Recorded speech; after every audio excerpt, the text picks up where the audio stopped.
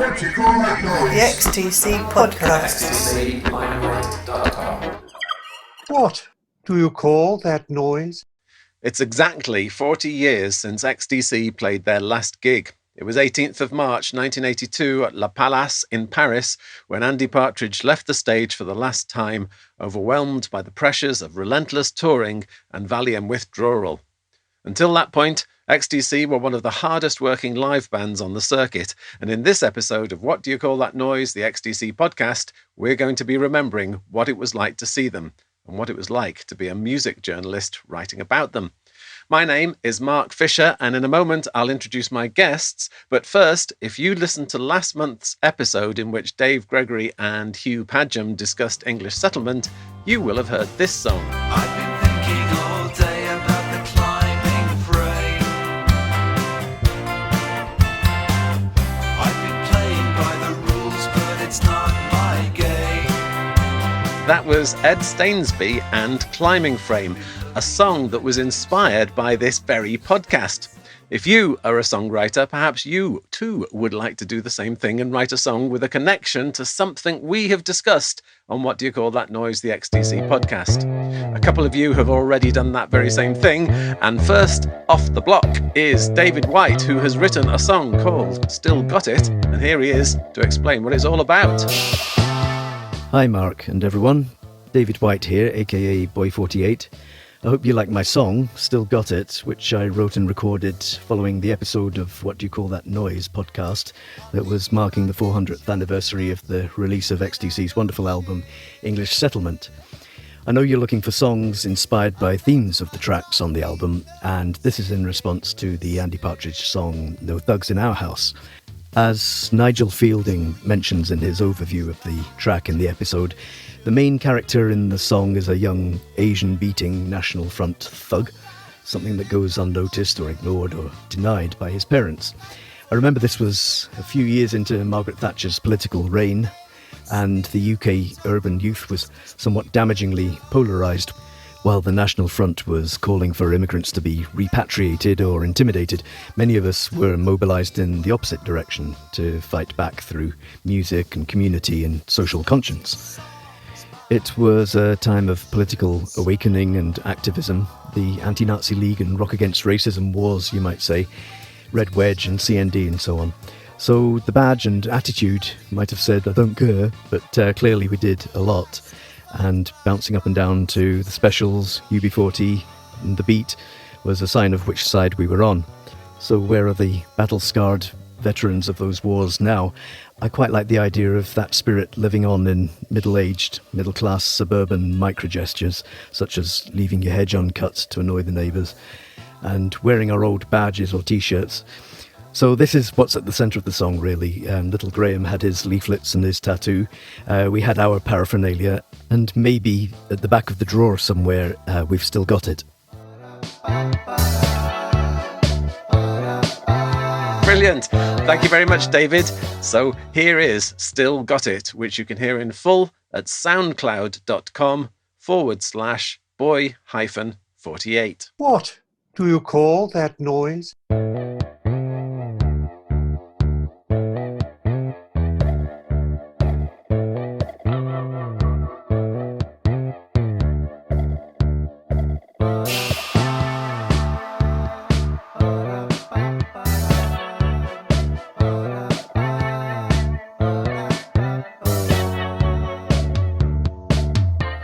I'll leave my hedge uncut, and I don't care.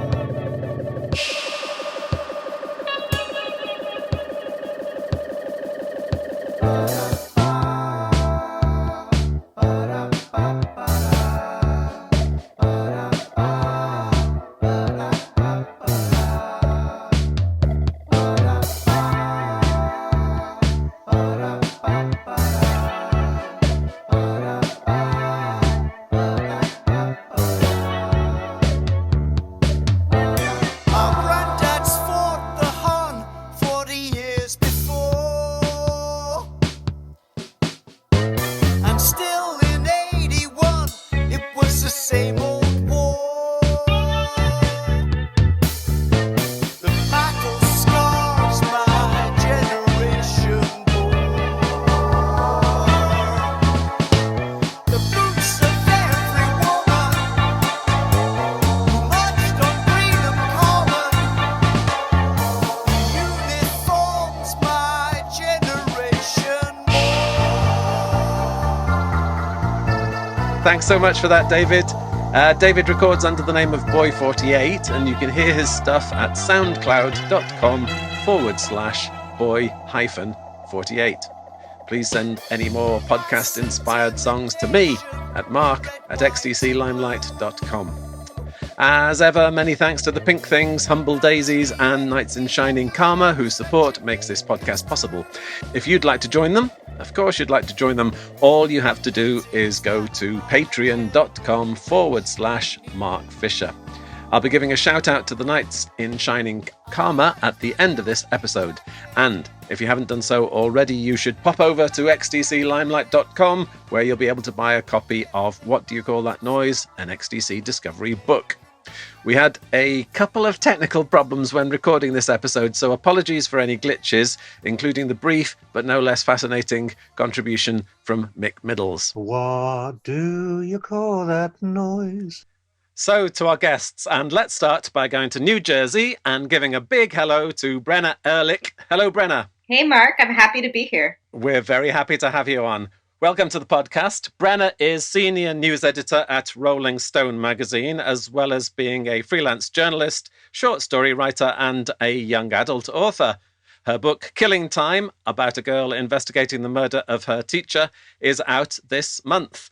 Is the title Killing Time an Echo and the Bunnymen reference, Brenna? It's not, but it does play in my head every single time I hear news about my book. Yes, I can imagine that it does. Yes, yes.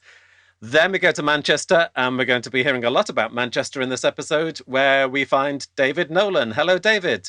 Hello. David is a television producer and author of simply loads of books on popular culture. He's turned his attention to everyone from Damon Albarn to Emily Sunday, from George Michael to the Sex Pistols. And I don't know, there's going to be a running Echo and the Bunnymen theme, because he's also made a documentary about Echo and the Bunnymen. And still in Manchester, it's a big hello to Mick Middles. Hello, Mick. Hey. Hiya. Hiya. Thanks for joining us. In the 90s, 70s and 80s, Mick was a regular music correspondent for Sounds, one of the major weekly music newspapers covering the Manchester scene back then in the 1970s. Like David, he has written loads of books, including biographies of New Order, The Fall, Arcade Fire, The Stone Roses and Elbow. And yes, he also wrote a book about Ian McCulloch, so this is accidentally morphing into an Echo and the Bunnymen podcast. I think we'll start with you, Brenna, because you weren't even born when XTC were playing live, if you go back to 1982. So I just wonder, from your perspective as a modern day Rolling Stone news editor, what sort of impression of that time that you have? Does it seem like ancient history, or does it seem like a live and important thing to you today? I mean, of course, it's alive and important. It's funny because I was born in '84, so you're correct. I was not alive, unfortunately. I wish I had been. Yeah, it just seems like it was such an exciting and inventive time where genres were just kind of blurring and mixing, and artists were coming out with, starting off as trying to be kind of a punk band and then completely becoming this band that couldn't even perform what they were making live if they tried. And that's what's so interesting to me about XTC, is that once they stopped performing live, they were able to become, in a certain respect, like the ultimate version of themselves, because there's just so much that you can't replicate in a live performance in what they ended up making. But I do, obviously the old story is if they had continued playing live, they probably would have been better known. Definitely would have been better known, since that's how people were able to see artists at that time. There was not like the internet and MTV and all that. So yeah, it's just would have been a cool time. Envy you guys for getting to see them. Yes, yeah, because actually that was sort of it was David's suggestion that we should do this podcast, and that very thought was in your mind, wasn't it, David? Because people who are any younger than us often look enviously at those of us who did see XTC live, and it's just an odd coincidence that David and I must have been in the same room backstage at the same theatre at the Manchester Apollo, which was my first XTC gig, and breathing the same air. So here we are talking to each other for the first time about it. But we did have that privilege. And what is it that you think is special about those memories that we have that people of Brenna's generation will have missed out on, David? I mean, you don't want to come across as some old soldier, going on, we fought the punk wars so for the likes of you, Brenna, so, I mean, that's the last thing you want to do.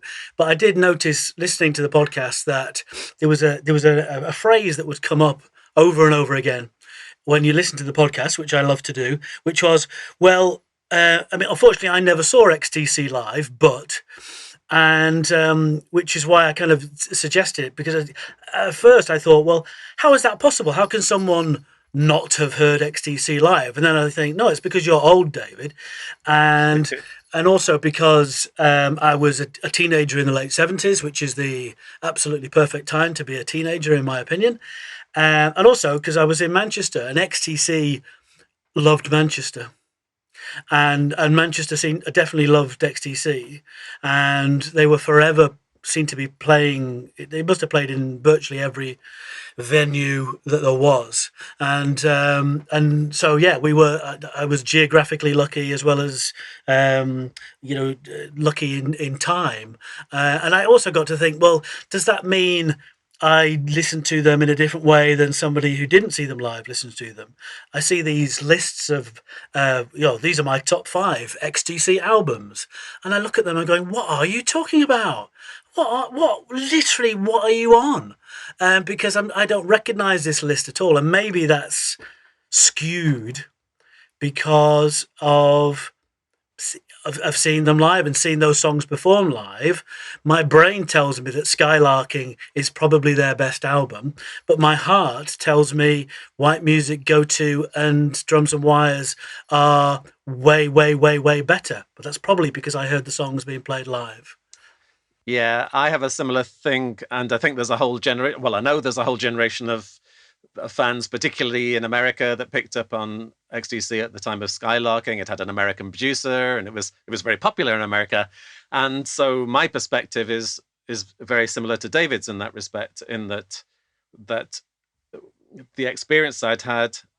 I mean, I like the band at all stages in its career, but I do come across people who slightly dismiss the earlier stuff because maybe they didn't get it in the way that David and I had the privilege to get it. Or maybe they're just wrong. Or they may be just wrong. Because, Brenna, as I understand it, you come from the opposite end of the XTC journey, and I don't know whether I know you're a fan of Wasp Star, for example. Have you come from that end of the chronology? Well, I mean, my first XTC record was their last one. Yeah. Wasp Star Volume 2, because I shamefully was introduced to the band because they had a song on Gilmore Girls. That's a good reason. Yeah, it was early. I mean, it was the same year that record came out, and luckily I had a record store in my town that had XTC and had a very large XTC section. So shout out to Mystic Disc and Dan and Rich, who I walked in and asked if they had XTC, and they were very confused, but they were able to provide me with all those records. But yeah, I mean, I had basically every record when I was a kid, and the Code of Mini Cupboards and the whole discography.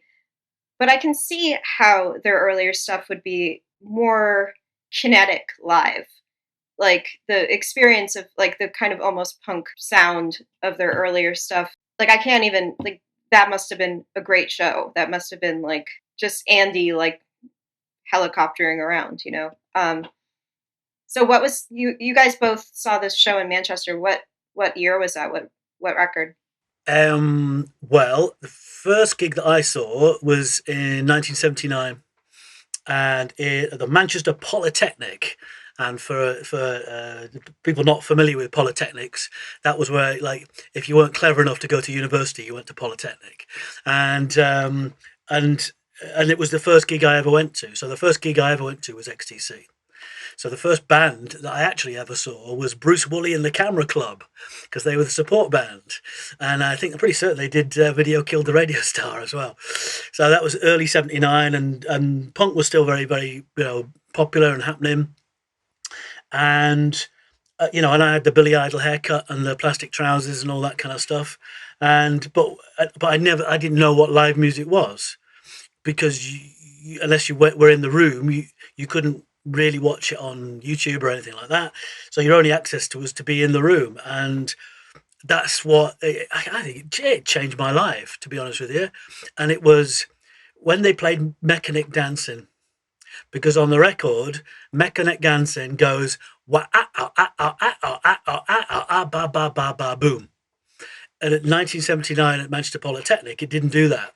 It went waka chaka ba ba ba ba boom. And that absolutely blew my PVCs off. I'd never heard anything like it, and I thought, oh right, so it's like this. It's 100 times louder and 25% faster. That'll do me. Do me just fine. Thank you very much. So yeah, it was like something that I liked. I now suddenly really liked, and I think I saw them 4.5 times in all. I'll tell you about the half maybe later. Yeah, there's an interesting half cropping up there. And yeah, it just blew. And then that was it. I was then straight in there, and I was seeing the Skids and the Tourists and the Cure, and I saw U2 at the Manchester Polytechnic as well, a couple of months later. That was it. I was just like, gimme, give me as much of this as I can possibly afford. Can't get enough of it. It's funny. I'm finding it funny how much my story corresponds with yours, David, that it was the December 1980 gig at the Apollo in Manchester was my first ever gig of anything. And exactly the same way that you said about Bruce Woolley, my first band was a band called Modern Man. I don't know what happened to Modern Man, but I do have a memory that they had a song called Modern Man. It was Modern Man by Modern Man. I think you'll find that was actually, it was illegal not to do that in 1980. I think it was. But of course, me and my friend Paul, who were there, and my dad drove us to Manchester from the Wirral. Had to get driven there. My dad very gamely drove us to the gig and came to see it with us as well. And we'd just never seen anything like that. The volume, the presence of a gig. So we just got very excited, even by Modern Man, whoever they were.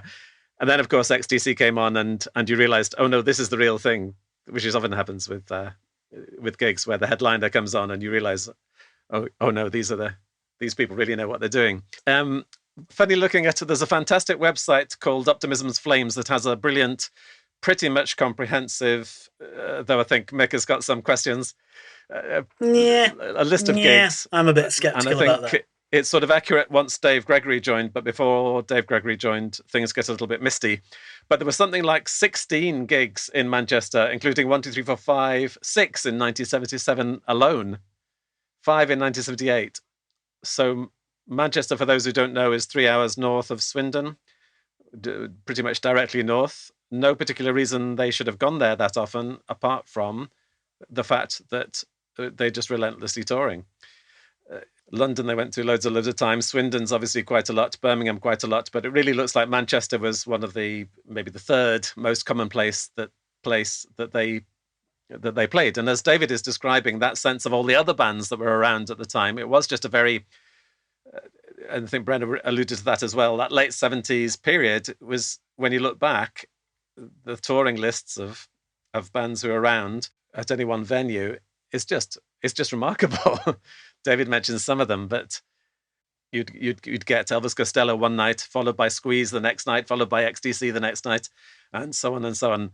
The Undertones, the Jam, and all of these bands are very, I don't know why, but a very culturally rich period of time. Does that strike a chord with you, David? Is that your cat? It is my cat, yes. Just to point out, I don't know whether you edit these things, but my cat is here, but Mick isn't. Just to point that out, if you weren't aware. Yes, Mark. yes. Yeah, what really was, and it was that, and seeing U2, and I like U2.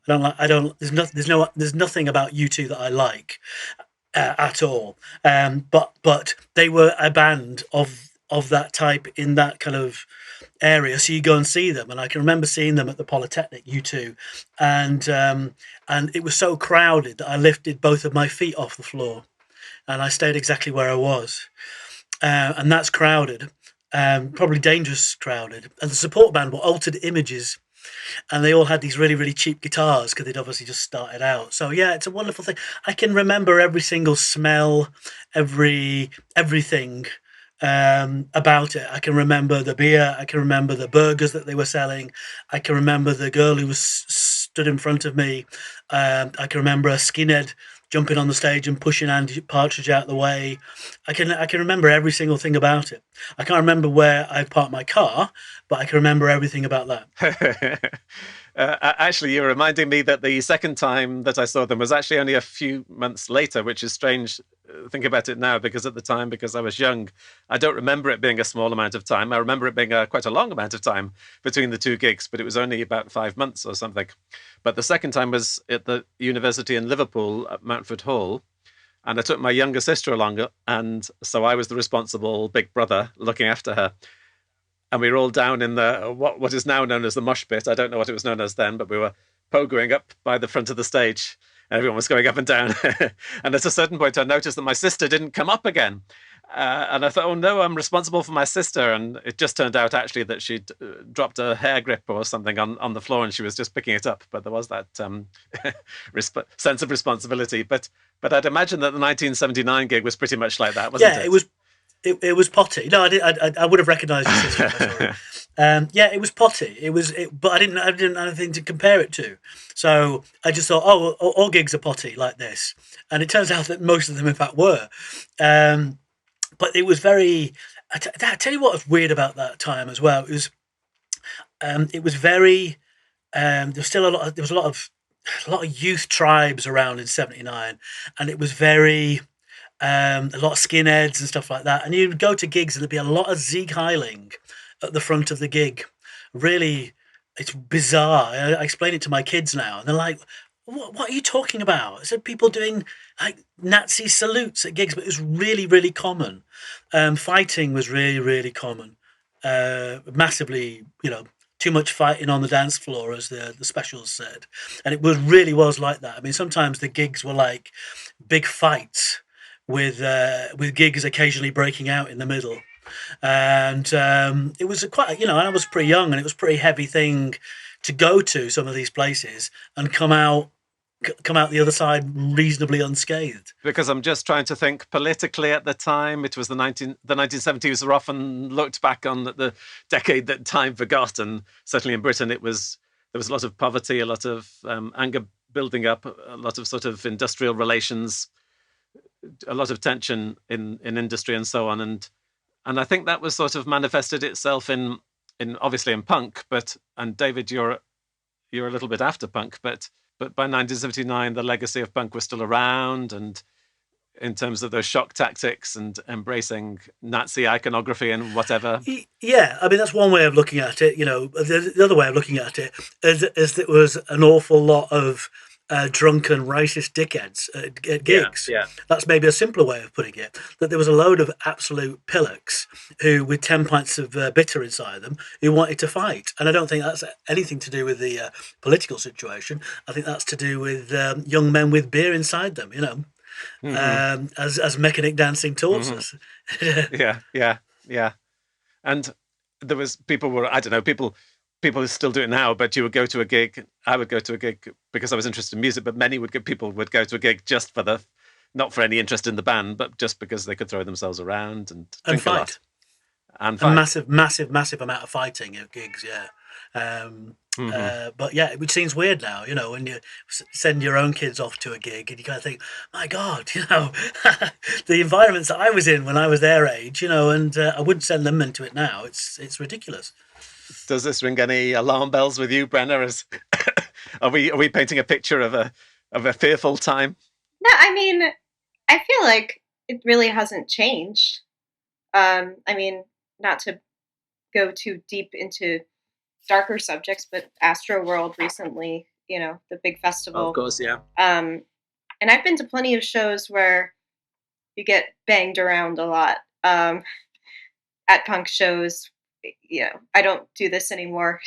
But too old to stand at the front of the stage and get banged up and, fall down. But I think it's always just been kind of an outlet for people to act inappropriately or just act, give up and abandon your inhibitions and get out your feelings and your however that manifests. Yeah, I think you're right. And I suppose maybe at that time, because of the energy that was around in the music itself, that there was a propensity for people to throw themselves around. Yeah. Even even more. You do hear like more horror stories, I think, from that era, especially with like bands like the Slits and like female artists getting a lot of things thrown at them and more negative experiences, I think, than happen today. And I could see how a band like XTC also might instigate some of the more thick members of the audience to misbehave, given that they are, so flamboyant and strange and maybe not as like traditionally masculine as some of those, men with the beer that David were mentioning. I don't know, like what was the audience reaction to them? Do you know, I actually remember a lot of young women in the audience. I wrote a book, the first book I wrote, which is the Pistols book that Mark mentioned. I actually wrote about this gig in the book, and I'm not gonna say what I wrote in there because some of it is slightly off color. But it was there was quite a lot of women in the audience. I think a lot of women liked Colin basically, and particularly as Making Plans for Nigel came out and stuff like that. But I loved it. To be honest, I didn't. I'm not a fighting man in the slightest, but it was all part of the carnival, really. And you'd get fights at even the most fights at Altered Images. There you go. Can you imagine that fighting at Altered Images gigs? It's bizarre, when they're doing their kind of Tallulah Gosh routines. And but yeah, that's kind of what it was like. And it was odd as well, that the half that I alluded to, I saw XTC once half, because it was really common at this time to not get into gigs. Not getting into gigs was really common. And it sounds so stupid saying this out loud now, but you would very often turn up at a gig without a ticket. You would very often sometimes be refused entry because you weren't a student or you weren't old enough or this, that and the other, or you might get thrown out for various reasons.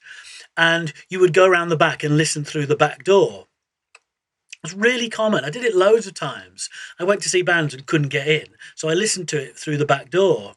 So one time I went to the XTC and I couldn't get in, so I listened around the back at Manchester University, and I went home perfectly happy with that because it was quite a common thing to not see a band yet kind of see the band, if you know what I mean.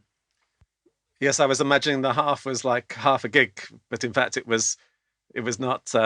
It was horizontal rather than vertical. It was sound, but with no pictures.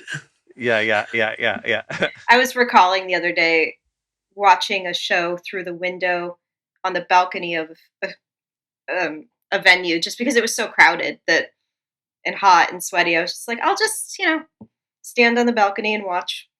So I guess that was my half show. It's my benchmark. I always say to my kids, and they say, I really, really like this band.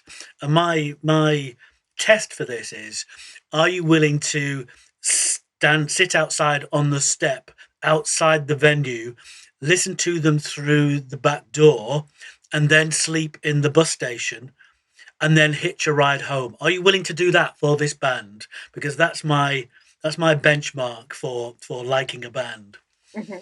Yeah, I can remember the second time we saw them. Even having seen them, it was still a very exciting thing to be going to do. And it was on a Wednesday afternoon when we left school. And if you didn't like sport in my school, when you got to the top year, you had the option to volunteer in the local hospital to do dog's body work. Filing forms in the general office is what I used to do. And my friend was doing a similar job. And so we managed to persuade the people who worked there that it wasn't necessary to stay for the whole of the afternoon. So we went across to 10 miles away to Liverpool. And so we must have been at the gig by 5 o'clock in the afternoon or something. And for a gig that was probably starting quite late. And I remember just hanging out with people. There was other young people hanging out as well. And we just had a chat with them and so on. And that's what we thought that was a reasonable thing to do. I didn't complain about it. Do you know why? It was because we'd heard about this thing that people like Joe Strummer would let the kids into the gig for free, like through the toilet window or something like that. So you were often turning up ridiculously early on the hope that Joe Strummer or someone equivalent would show pity on the kids and let them in through the toilet window, which of course never ever happened. It's never happened. I'm still hoping that someone will let me in through the toilet window at a gig, and I still go to a lot of gigs, and it's never happened. I would imagine that in some respects, like buying tickets online, like I'm used to pretty consistently over the course of my life, has cut down on some of that, camaraderie. You don't go to a show that you don't have a ticket for because it's going to be sold out. Like, yeah, you're not it getting makes in. perfect sense, doesn't it? Yeah. Yeah. And these days probably sold out 6 months in advance as well. I'm always buying tickets for things that are like next year. I don't ever remember doing that back then. Waiting for the second that the pre-sale starts to click. Exactly. Yeah. I mean, speaking of tickets, here's something that's not on that Optimism's Flame gig list. I went to see XTC. So I saw XTC at the Polytechnic.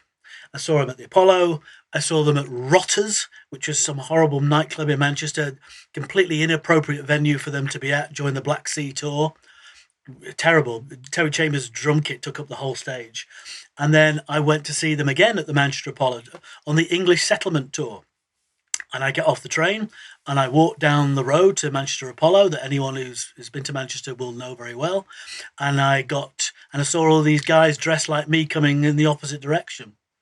And I was like, where are you going? And they were like, the gig's off. And I said, no. So I walked all the way to the Apollo, went to the box office, and the nice woman on the box office said to me, gig's cancelled. The lead singer's poorly. And the lead singer was indeed poorly. And I got my money back, my £2.75 or whatever it was, got my money back. And that was that. No more XTC Live, which I have to say, I kind of held against them for a very, very long time. Yeah, I have no memory about why that exact same scenario didn't happen to me. So I wonder whether I knew in advance that I don't remember having a ticket and that didn't happen, but I don't know why I wouldn't. We've been rejoined by Mick. Hello again, Mick. Hi, how you doing? Yeah, it was a struggle, but I got back. Yeah. Well, very good. Glad to have you on board. Mick, we're just, David is vaguely challenging the accuracy of the Optimism's Flames list of gigs. There's something like 16 gigs that XTC played, according to the Optimism's Flames website, in Manchester alone. Do you reckon there were more than that? Yeah, I think it's very strange because we seem to keep going to XTC gigs when we didn't even know we were going to them, and XTC turned up. I looked at the listings that you sent me. Some of them very odd. There was one at the Bellevue in Manchester. It says XTC played Bellevue in Manchester. Well, Bellevue is a huge zoo, and all sorts of old-fashioned stuff. A circus where Led Zeppelin played and Who played, and then the Clash played, but XTC didn't play in any of those places. They played in a place called the Zoobidoo Disco. I'll never forget this. And we went in, and it's a plastic palm tree place. Literally, you sat behind plastic palm trees. Like that. You couldn't see the band. There was no stage. There's just a dance floor, and the band shuffled on.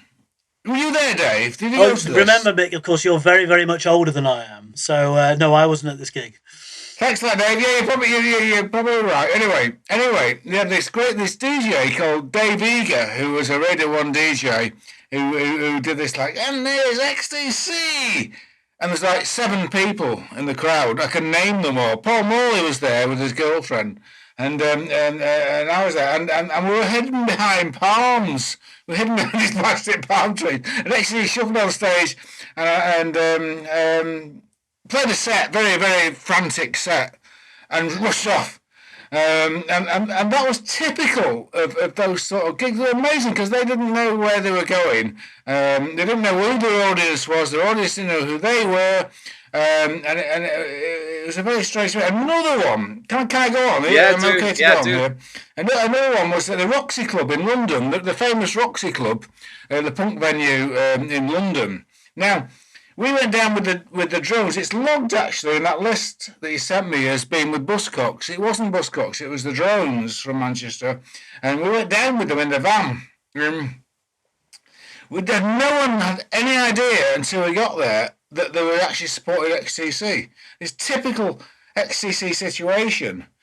And it was also the first night that the Roxy Club, you know the Roxy Club, it's a very famous club in London, big punk club in London, you know, where the Banshees and the Pistols and all these people play, little play. And we got there and found out that XTC were actually playing the main headline as the main headline. We didn't know that. We went with the drones.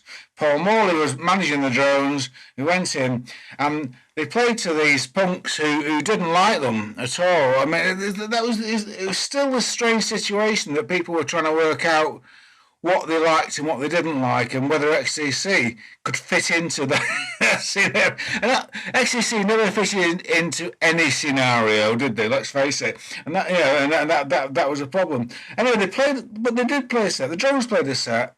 Very, very punk set. XTC played a set, and then there was a riot because it was the first night that the Roxy Club, the famous Roxy Club, had been taken over by new owners. And there was a riot and fighting all over the place. And XTC ran out. And this guy in front of us stood up and smashed a table on the floor in front of us. And the guy who did it was Tony Parsons, who was since become a very famous crime writer or whatever he does. But that's a typical XTC moment in that like they were not in the right place at the right time, and they never were. And but I was weird. Because I must admit, looking through, David sent me some stuff. Reviews did for Sounds at the time, and that was pretty strange, I must admit. And they played at Manchester Polytechnic, and I moaned like mad. Yeah, there you go.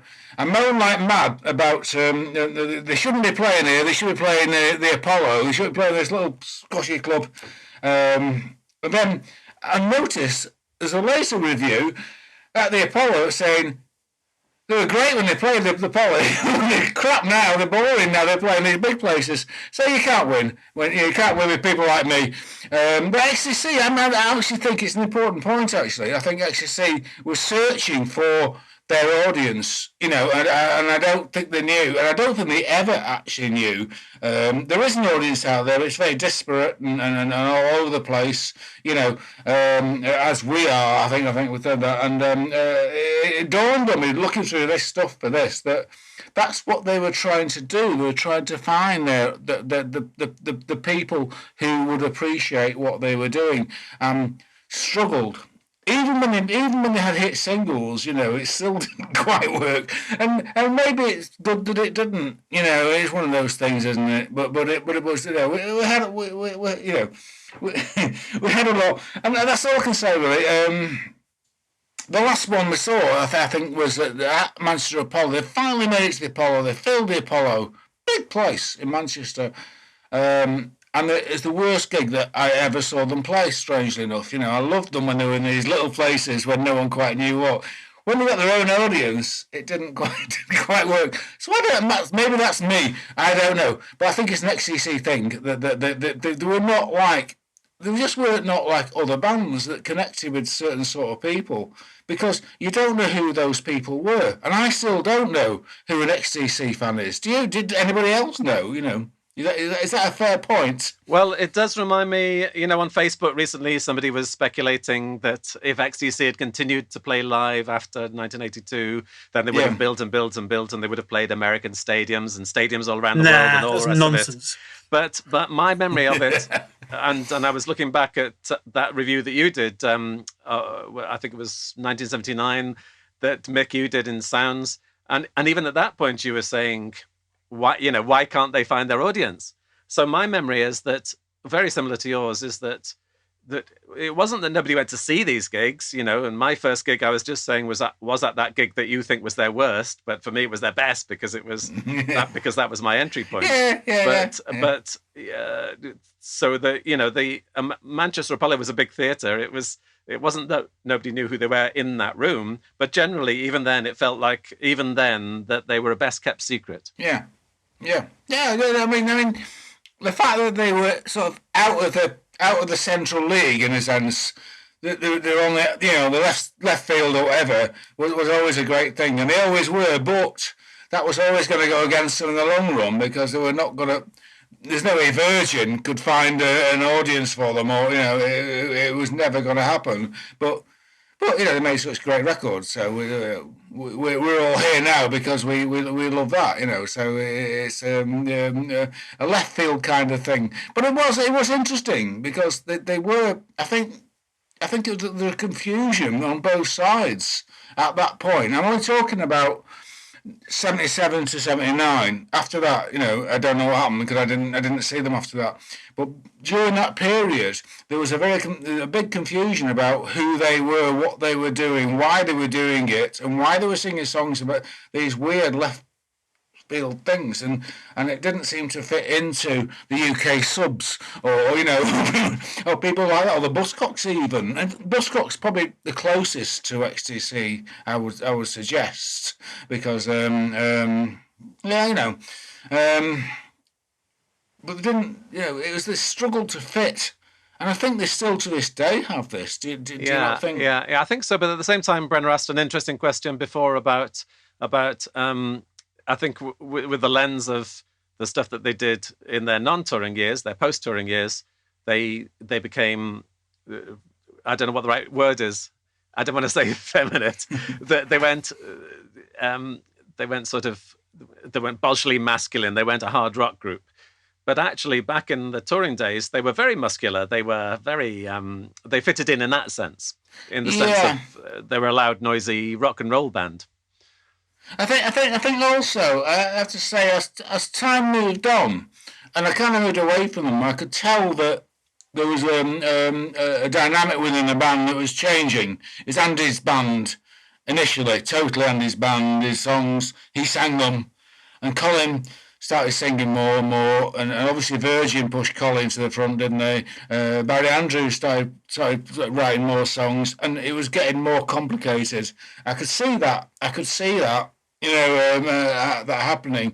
Initially, Andy's band were a different band, and it pushed it away. I don't know. I mean, it still probably make greater music later on. To be honest, I'm not really. I don't really know. But I could see that bit by bit. There was something going on with the dynamic of that band, and there's no doubt about it. That people were moving in, and Colin suddenly started singing more songs. I mean, let's face it, he was a more obvious pop star, wasn't he? Than Andy. There's no two ways about that. But that, that's what made them great. It was the Dukes of Stratosphere and all this sort of stuff later on. It's a great thing. But my thing, my little thing was, I sort of reviewed them and went to see them, 10 times in that little short space of time, when they didn't know what they were doing and no one knew who they were and anyone knew. But I do think people actually started listening to and latched onto them. I do think they did kind of get through to people, in a funny sort of way. The punks were weird, but it was just it's an odd time for that band to evolve. In 1967, it would have been easier for them, or maybe 10 years later, it would have been easier for them. But at that point, it was very, very difficult for XTC to break through. But that is what made them great. Now, before I go, I have to say, I'm stupid because I looked at some of these old reviews. We may never know what he was saying. Uh-oh. I think Mick's wife's just killed him. No. Will he come back again? He's still looking good. Well, yeah, I'm curious because I've talked to Andy before, and he kept talking about how much Rolling Stone hated XTC, and I was like, I'm sorry, I was not alive. Yeah, tell me a little bit about the British press, because I know it also has a reputation even today for being kind of like caustic in a certain respect. Yeah, and it was, I suppose, actually my encounter with music was actually through the music press, because it was quite difficult to know what programs you should be listening to on the radio. It wasn't the same choice there is now, and there was, if you might have been aware that John Peel was playing interesting stuff, but you had to be up after 10 o'clock to hear his shows, and 10 o'clock at night and so on. So actually hearing stuff, I didn't find that quite very easy. It's not like now when you can just go on the internet. But my dad was a librarian, and in the library where he worked, they had a record library. You could borrow records as well as you could borrow books. And because they were buying these records, he used to get NME every week and New Musical Express every week, and his colleague would get Sounds or Melody Maker every week, one of these other publications. So he would bring it back every week. So I was reading this stuff without really knowing what I was reading about, and thinking, this sounds intriguing, and developing an interest. As these things came out every week, and these publications, they were known as inkies because the ink would come off on your fingers. And there was, I think this happens to all art forms. Writing about poetry is quite sympathetic and nice, but rock and roll writing is rough and tough, and reflected the energy of the music. Certainly back at that point when I was reading it, and in the late 70s. So each one had their own characteristic. Maybe David could say something about how the different music publications varied from one to the other. New Musical Express was this sort of, it felt like it had been to university, and it was using big words and a little bit philosophical and pretentious. Sounds was more polytechnic. Sounds was more polytechnic, yeah. And rougher and punkier, maybe. And Enemy felt it was... it had been a bit slow catching up on punk and catching up with punk, and therefore had to make up for lost time. People like Julie Burchill came in and got rid of all these old dinosaurs, because as well as you had dinosaur bands, you had dinosaurs critics writing about them.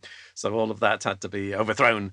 But David, as somebody who has a career as a music writer, that was it was really important, wasn't it? On a Thursday when it came out, and you went down to the newsagent. I would buy the lot. I would buy Melody Maker, NME, Sounds, and Record Mirror every single week in, week out. So I was that kind of person. And yeah, they held an extraordinary amount of power, probably more so than any other set of journalists, cultural journalists in the world.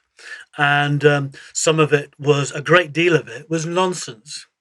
A great deal of it was made up.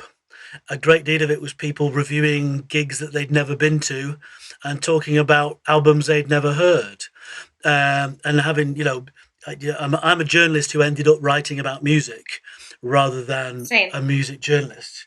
And the lack of care, thought, attention to any form of detail, nuance, or indeed fact when you go through the music writing of that time is astonishing. If you'd have done that in any other kind of journalism, you would have been sacked. Just literally making stuff up, literally making. Oh, we're short of a movement this week, lads. Oh, let's make one up. Let's right. What should we do? I know. Ambient handbag. Yeah, that'll do. Yeah, so let's create a movement of ambient handbag. It was just nonsense, but it was thrilling and exciting, and but looking back on it now, it was nonsense, and the writing was terrible.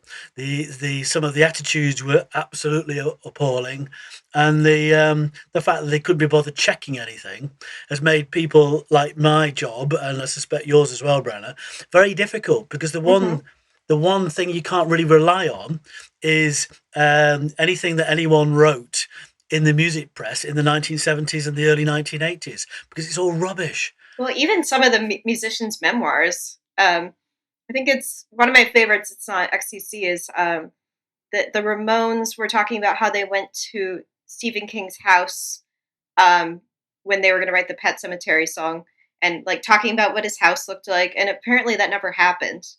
So they just came up with this whole story about what Stephen King's house looked like, and he was like, "They never came to my house." So yeah, it's everything in music you kind of have to take with a grain of salt. Even now, because musicians like to fuck around and lie sometimes. Just they're astonishing liars. So basically, that was the problem right there. So you had one group of liars in the same room as another group of liars. Yep. What you're gonna get? Twice the lies. Yep. So then you go back and try and unpick it, which is what I've my little niche, if you will, or certainly was, when I was writing that kind of stuff, was this kind of, okay, let's see how much of this is true, and literally forensically take it apart, like taking a butterfly apart in a biology class, and it's almost always nonsense. And it's one of the most satisfying things is to write something and then have a look a few days later, and you can see that Wikipedia has changed based on what you've just written, and that's extraordinarily satisfying. Because you've gone and corrected it, the truth. The truth of it. It's like the famous Sex Pistols gig in Manchester. It was, nobody even knew who the support band was until I found out and tracked them down. But the music journalists are very, very happy to repeat what their mate has told them in the pub or what they found in the cuttings file, as opposed to doing it for real. And if you were doing a court case, you couldn't say there was about 7, maybe 9 people in the gang. They all had blonde hair or maybe black hair. I'm not quite sure. I was pretty drunk, and the judge said some stuff that I'm now going to make up. You'd be sacked. But music journalists got away with it week in, week out. Shame on them. Yeah, I find that really interesting because, like you, I'm a journalist who ended up being a music journalist. I went to journalism school. I was writing about courts and crime, and it's so interesting working in music journalism because there's just so many mistakes, and I double check everything. But it makes it kind of more kinetic and interesting in a certain way. Like, there should be mythology about music. There should be, No, Brenna, no, Brenna, no, okay. No, I'm not. No. Here's the thing, right? It's a famous quote. It's a very Manchester thing, which is, that's attributed to Tony Wilson of Factory Records, which is, if you got a choice between the truth and the legend, print the legend. Well, here's a crazy thought. If the truth is good enough, then it will become a legend itself. It doesn't need you to bestow legendary status on it. Not you, Brenna, but I mean you, the music journalist masses. So I think if the truth is good enough, it'll become a legend itself. It doesn't need some half-drunk music journalist in a pub in London or Manchester or wherever making stuff up and then just practicing it. Practice makes perfect, as we know, later on, and justifying it by saying, oh yeah, but we were just like creating the legend. No, not having it. Sorry, Brenna. Well, you're a very nice person, but no. I'm just saying, like you, I like to debunk things. I like, unraveling mysteries. in music, and there's so many mysteries in music just because of what you said, the way it's been reported with this weird mythology that's half lies. So it makes my job more fun because there's stories that you can uncover and chip away. But yeah, I would say, yeah, good journalists don't need to lie because they're good at noticing what's important. Totally. And yeah. they're good at letting their subject be the forefront while they retreat into the background. Totally. Yeah. Brenna, do you find that with Rolling Stone that you suffer the consequences of the kind of sloppy journalism that exists, that people don't expect Rolling Stone to be accurate? People have all kinds of feelings about Rolling Stone that are strange. Like recently it's, stick to music, like no politics. And we're like, have you read Rolling Stone at all? Like, or they'll get angry about pop stars being on the cover when, we've always had pop stars on the cover. It's just change what a pop star is. Yeah, there is a little bit of mistrust, but I feel like there's mistrust for all mainstream media to a certain extent, or all behemoths like Rolling Stone. But it always kind of cracks me up when people criticize it for things that it has always done. I think there's a certain subsect of older music fans who've become more conservative as time goes on, and they expect their publications to be conservative too, which Rolling Stone's never been conservative. It's never been anything but like a liberal publication. We should have been covering XTC more, but yeah. So Brenna, can I ask Brenna, in that case, what's XTC's best album? See, this is my personal. Like you said, you kind of know it should be Skylarking, but my favorite is Wasp Star 2, because I think the reason why that's my favorite is because that record is their last record, and it's so good.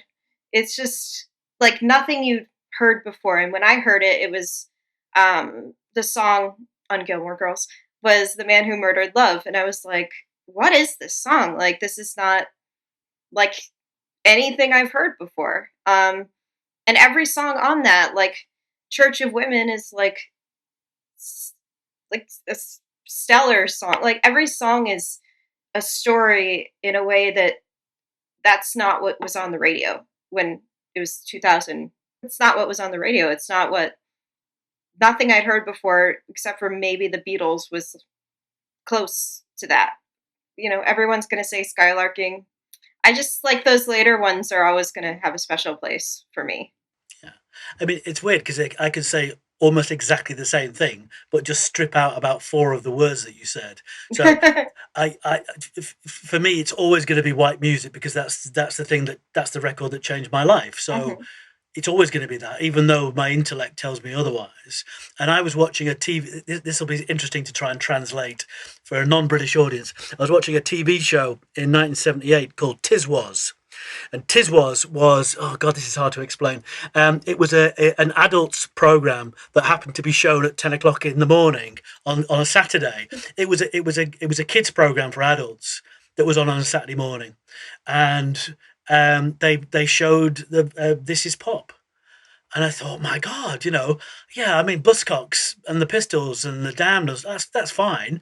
But no, this is the stuff that's been designed and engineered specifically for me. This is for me. This is mine. And I went, I think it was my dad's birthday. And I went down and I had a few bit of money to buy him a present. And I didn't. I bought white music instead. And you're never going to beat that. No amount of fancy words about how good skylarking is will ever replace. I mean, that's why music writing is, in a sense, it's kind of nonsensical in a way, because it's almost like you're trying to convince someone. That feeling that you have in your head and your heart and your stomach and your feet about that piece of music. Well, it's wrong. And let me convince you and explain to you why that feeling you have is wrong. So it's a non-starter. But yeah, so I completely get it's always going to be that entry level drug, which is always going to be your favorite drug. Yeah. And yeah, for whenever it was. But I've got a question about entry level. So effectively, you've got 2 entry levels, David. You've got it with white music, by the sound of it, the first album or one of the first albums you bought. and XTC Live, one of the first live bands that you saw. And as I said in my introduction, you've written about all of these other bands. You're quite, you're very Greedy. you're promiscuous in Greedy. your musical taste. I'm very greedy. It's not like you're focused on one band above all others, but you are still here, 40 years later, still talking about XTC. Was it just coincidence that they were your entry level, or do you think there was actually, it was good fortune that you came across them at the right time? No, I don't think it was good fortune in the slightest, because I'd been through, I love Buzzcocks, and the fact that there was a really good band who seemed intelligent, and they were from near to where I lived was really thrilling. I loved Generation X. Generation X were probably my favourite band. What age are we talking about at this time? How old were you at this point? 14. Mm-hmm. That's dangerous time for a young man, and yeah. possibly a young woman. I wouldn't know, but because I didn't talk to any till I was about 23, so I wouldn't know. But yeah, when you're 14 and a young man, things hit you very, very hard. And so I knew straight away that is the thing that has been designed for me. Mm-hmm. And so there was no doubt about it at all. And it did. I think it changed my life. I think I wouldn't have been. It sounds like I'm about to die, but I've had a fantastic career. I've had a great career, Mark, and I genuinely think that had I not watched Tis Was that morning and seen XTC, and had I not gone to that gig, I think my life would have turned out very differently. I genuinely believe that, and that I wouldn't have been a journalist, I wouldn't have been a writer, I wouldn't have done books, I wouldn't have done any of those things. I did them because a spark went off because of that album and that gig. Chris Tarrant changed your life. Well, no, Sally James changed my life. Sally James. Yeah, look her up on the internet, Brenna. Sally I'll try changed to my find life. the clip. Yeah, maybe it's on YouTube. Yeah, I mean, there's certainly plenty of Tis Was on there. It's pretty weird stuff, but Yeah. it does. My relationship with XTC is quite complicated. It goes up and down. I was very angry with them for not touring anymore. This excitement and a pleasure that they very clearly got from performing live, to have that suddenly turned off, I was very annoyed about it. So I find it difficult to listen to Mama, because that's the album that they released when I was still angry with them. So I find it difficult to listen to that. And so it comes back, and now of course we've got these sort of strange situations where we kind of did have XTC sort of back the other year in a live scenario with these TC and I gigs in Swindon. Which was I was very moved. I think Mark, I think that's the first time that we met, and over breakfast in the Premier Inn or whatever. And I was still at I can't process that. I'm still struggling processing that stage the morning afterwards. And then you've got this other stuff, this XTC stuff as well, which is going on. So it's an interesting time to talk about it. But it does, part of me is like, well, maybe it was good that it stopped, because that means I've got this kind of little special thing that I can hold on to and go, ooh, look at that. It's my special thing. It's my XTC gig memories. And then you kind of think, well, maybe if they had carried on, I don't buy into this. They would have played stadiums thing. That's no. The stadiums aren't the place for the discords of respectable streets. No. But maybe they'd have been, just slogging it around and doing it. And Colin Vaulting's voice wouldn't have been as good if he'd been touring for the previous however many years, and that maybe they'd have turned into some kind of I don't know, one of those bands that you see chugging through the hits.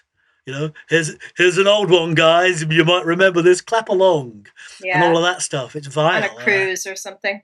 Yeah. It's all, and doing the VIP package for an extra $35, all of that. So maybe it's a good thing that they didn't turn into that, and what instead we've got this. It's like that little gnat, isn't it, in Jurassic Park, preserved in aspic. Mm-hmm. And no one can mess around with it, and no one, Andy Partridge can't let us down by being a dreadful live performer going through the motions. will never have that, and maybe that's a good thing. Yeah, or trying to do like all the music that Brenna got into first because you approached it from the opposite direction from us. Trying to do versions of that live and not, if it wasn't up to scratch or if it was second rate or whatever. I mean, maybe it would be brilliant. I can only speculate, but it seems to me that yes, I like that Nat in aspic. I like that feeling of course, I'm talking from the point of privilege, having seen them live, but that seems to me to be. I'm satisfied with that. I'm satisfied that with the output, because it seems to be a lot of it and all of a very high quality. I mean, actually, these days, because of my age, I do end up going to see bands, long past their heyday, who still do put on a good show. It's interesting seeing.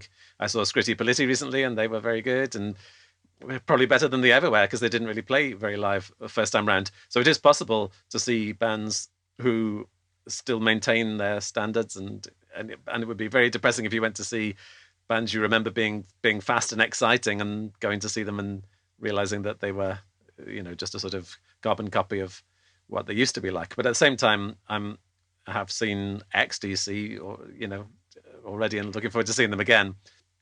Really, I should be watching another group of 18-year-olds. Should be going to see. Well, it all depends on what you like. Well, that's true. That is true. Yeah. I think you should do. I try and do like a 1-for-1, which is if I go and see an old band, I go and see a new band. So I'll go and see something or some form of something that I liked or like, but then I'll go and see, like, I will literally go right, okay, bang, and I'll go and see like I'm Sick in Your Hat at some tiny venue. I've just made them up. There's no such band as. Well, there probably is going to be now. Yeah. I'm going to form them now. We could form it, couldn't we? I'll go and see I'm Sick in Your Hat at some tiny pub, because I think it's important that that it's good for the soul that you do that. If it becomes there's that version of Dr. Feelgood, isn't there? That there's no original members of Dr. Feelgood in, so it's like Trigger's broom, as we would say in this in the UK, which is like all the parts have been replaced, but is it still the same broom? And I can understand people feeling slightly queasy about that. I think the TC&I things were done with great dignity, and was quite moving. Actually, I found it a moving experience. I remember I only went one night, and I was sitting on the front row, and a guy came. I was with me and my mate. Pete Davis had come down from Manchester, was done the old Novotel thing, and this guy sat down next to me. I think he was possibly American, and he saw how close he was to the stage, and he started crying. And so that means something, doesn't it? That is not just that's not just here's some of the old hits, guys, clap along. It's not that. It's something else. And so whether the XTC can. XEXTC can do that remains to be seen, because I ain't seen it. But there's nothing wrong with something from the past if it's done really well. But it's good to see I'm Sick in Your Hat from time to time as well. I think it's good as long as there's joy. I think in these bands playing, and it's not just, oh God, I have to play this song again. As long as it's like palpable joy. I think that's all bands, all shows, as long as there's something there that's not just, I gotta pay the bills. And you can see it in their eyes, can't you? Yeah. You can see it, and you can smell it. It's like a musk coming off them. Of there is a particular band that I've seen the singer complain about. I guess we should play, this song here. I won't name it. Up the junction, and I'm going to play this again, have I? And I think that's just you don't have to.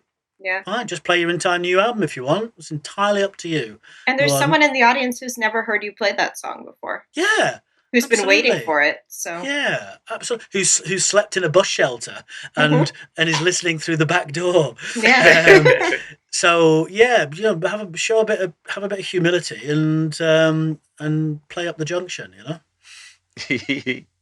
My brain is swinging back to the conversation we were having about music papers, because although David, with very good reasons, draws attention to the level of inaccuracy that plagued those newspapers, it's also true to say that and we should make this case even further about how influential they were.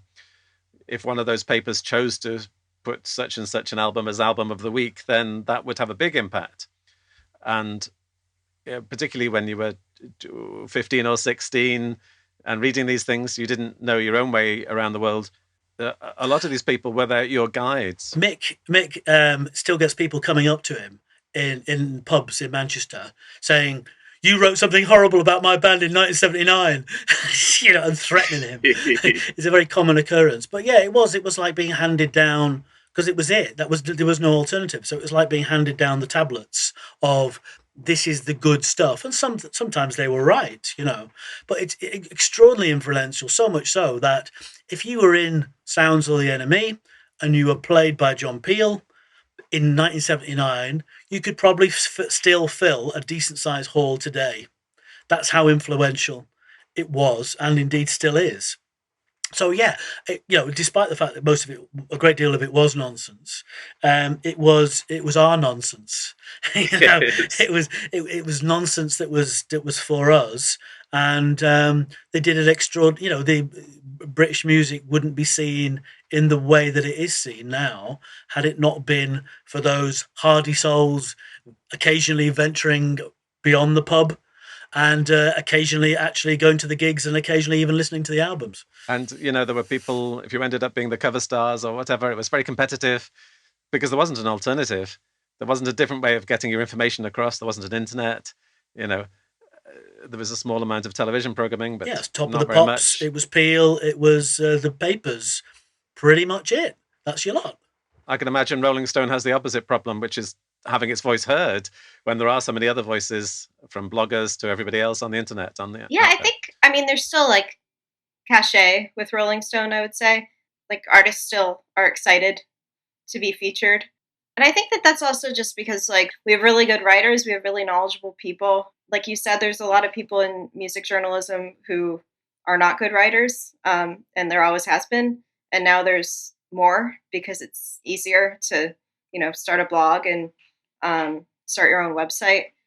I'm just happy to work somewhere where they care about the quality of writing, and they care about being in depth, and they care about covering new artists, and they care about covering, legacy artists in kind of equal measure. Like you said, you go to Sick in Your Hat, and then Hey, you they're write my about band. You can't like them, Brenna. They're my band.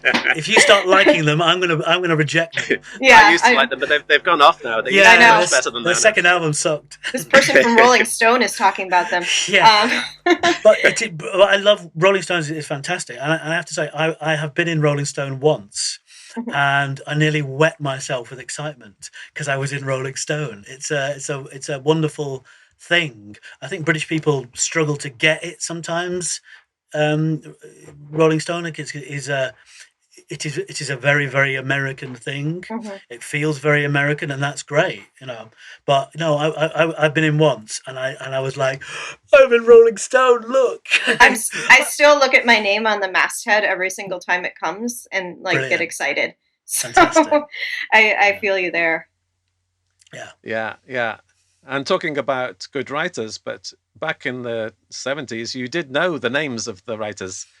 We've mentioned some of them already. Tony Parsons, Judy Charles Burchill, Shaw Murray, Seething Wells has just come to my head. Charles Shaw Murray, Paul Morley. Sandy Robertson. Whether you liked them or you didn't like them, you read them and you had an opinion about them. Yeah, and sometimes you would write a letter indignantly to them. Yes. And then if they published it, it was like, whoa, look, that's some playground blagging rights right there. Yeah. Wow. Chaz DeWally or something from there really was a guy called Chaz DeWally. Or Tony Mitchell has been rude to me in the letters pages in his reply. How about that for playground bragging rights? Yeah. No, it's interesting because, like, I think I was right in the point, the era before the internet, like, was huge. So I had kind of just a similar experience. You go to the library and, like, look for Rolling Stone because it might not be at the grocery store. And you buy records because I remember buying a Kaiser Chiefs record because someone in Rolling Stone said they were similar to XTC. And they weren't really, but, like, Yeah, you kind of They're dreadful, absolutely dreadful band. Yeah, I'm not gonna. I don't like talking poorly of people, but yeah. But yeah, you couldn't listen to things. You could just sit there with your cassette tape and see if it comes on the radio, so you can tape it off the radio, and the first 5 seconds will not be there. But yeah, it's crazy the access that people have now to music. And tell you what you should do, Mark. I give it away all this content. Honestly, should do one of those listening things and get like a 15-year-old kid to listen to Crosswires or Rose Girdle the Globe or Travels in Neon, and get them to listen to it and like get their reaction, see what they think, because it's uneasy listening. A lot of this, it's not, it isn't pop. It is, a lot of it is, difficult, atonal, uneasy listening. So I'd be quite interested to see what a kid, an actual, a real, a genuine kid, I could maybe ask one of the lads from I'm Sick in Your Hat. I don't know. Yes. I don't speak to all of them because I wrote a bad review of them one time. Well, yeah, they'll probably come. They're probably going to come looking for you. But yeah, it'd be interesting to see, because it is, it was harsh. Going back to that live thing, it was a harsh listen. And I've actually got Mick's review that he wrote of that first gig. He actually sent it to me a few years ago, which I have here. And and he talks about that harsh, metallic guitar sound that is quite difficult to listen to. So this, it was quite. It was an uneasy listening, and it makes me smile. This kind of, on the coattails of punk and this, that, and the other. How pedestrian do the Sex Pistols sound with their slow chugga Chuck Berry, waka waka waka music compared to early XTC? It's literally twice as fast. XTC were punkier than most of the big punk bands. The Pistols are a very pedestrian rock band in comparison to those early XTC albums. So I don't buy into this, the coattails of punk. They were twice as fast as punk. What are you talking about? They were punkier than punk. You'll say this as the man who wrote the book about the Sex Pistols. So it's not. No. I've never written a book about the Sex Pistols. What I've written about being near the Sex Pistols. I've written a book about an audience who looked at the Sex Pistols, a very Mancunian way of looking at the Sex Pistols, and said, "That's crap. I could do much better than that." And they did. And they formed the Smiths and Joy Division and Buzzcocks and created Factory Records and the Hacienda and all the things that came over the next 30 odd years. So it's actually the most uninteresting part of that story of the Pistols and Manchester is in fact the Pistols. The Pistols are the least interesting part of the story. And that's what's interesting, because, hey, we should let the facts get in the way of a good story, Yes, but I think that thing that Mick was alluding to about them XTC not fitting in properly, from his perspective when he was watching them, has always been the case with them, and I think that's sort of the thing that gives XTC a longevity, because it means that they're out of time. You can never really say it was definitely this era or another era, and I think that's. Well, I know because I've come across a younger generation of people who are very into their late 70s music. To them, it still speaks. They still do find something, not just XTC, but including XTC and bands of that era, and that's very gratifying for an old man like me to know that I might not have been wrong the first time round. And God bless the kids, because the kids are very rarely wrong. And I think the difference being is that, and with the greatest possible respect to the music writers of that time, and I'm going to say something rude now because I've started it with the words "with the greatest respect," but with the greatest respect, the kids now, God bless them, haven't got them as the gatekeepers. They haven't got the enemy and the sounds and this, that, and the other telling them this is what you should like this week. I know we said that they were terrible last week. But now, no, we're saying that they're fantastic. Then those people aren't the gatekeepers anymore of the British music press, weekly music press, and that's a beautiful thing. Famously, one of the bands I've written about, a band that I really, really, really like, are the 1975, and the NME once did a big piece about the 1975, saying that they were the worst band in the world, and then a year later they did a piece about them saying that they were the greatest band in the world. That tells you everything you need to know about the NME.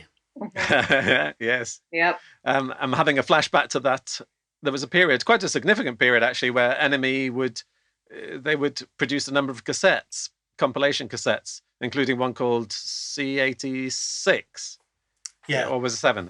C86, which was 86 very is influential. the famous one. C86, yeah, you're right. And but I do remember thinking there was one they did on a series where there was suddenly they would get into jazz, or there was a country music one, and jazz music, and you'd read the paper and you think, well, they weren't mentioning country music last week, and now they're telling me I should be listening It's like to that it. spoof thing that Partridge did for the John Peel session. Oh, and tonight we've got music from the Slits, the Sluts, the Slats, Inevitable Groin. It's all that kind of nonsense, isn't it? You know, absolute codswallop. But sometimes they were right, and sometimes they struck gold, and I guess you read them for those reasons.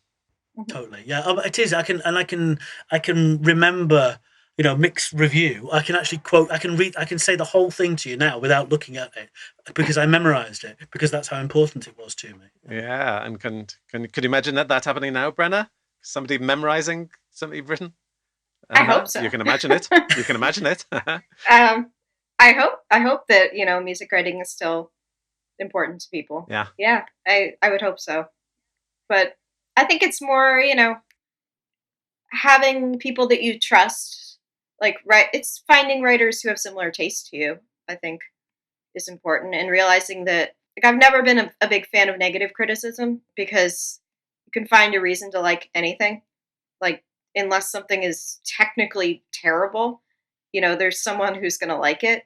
Yeah, so, I mean, when I used to work at the Talk House, which Michael Azarad used to run, and it was just musicians writing about music, and a tenet of it, was no bad reviews, because why discourage someone from listening to something that they could potentially like? But it is important to encourage people to check something out that they might not be familiar with. Yeah, I kind of think that specifically with this podcast, because we're all doing it because we like the band in the first place, and then, well, how do you like the band, and what is it you like about them? And that is a thing that is interesting. What do you call that noise? Thanks to Brenna, David, and Mick, and also to David White for his song. And many, many thanks to the podcast supporters on Patreon who make it all possible, including the following Knights in Shining Karma: Terry Arnott, Kevin Burt, Liam Duggan, Jamie Dunn, Peter Fermoy, Leslie Gooch, Robert Graham, Alan Hughes, Marek Kraus, Jesper Kumberg, Robert Lawlaw, Dennis LeCourrier, Liz Lynch, Ian Morris, Yusuf Murrah, Amy Parkinson, Murray Meikle, Kevin Murray, Karen Neal, Doug Perry, Mark Reed, James Reimer, Simon Slato, Michael Sutcliffe, Mark Thomas, and Nigel Waller. If you'd like to support the XTC podcast, you can do so at patreon.com/Mark Fisher. Thank you very much for listening. Back next month with more XTC goodness. See you soon. Bye.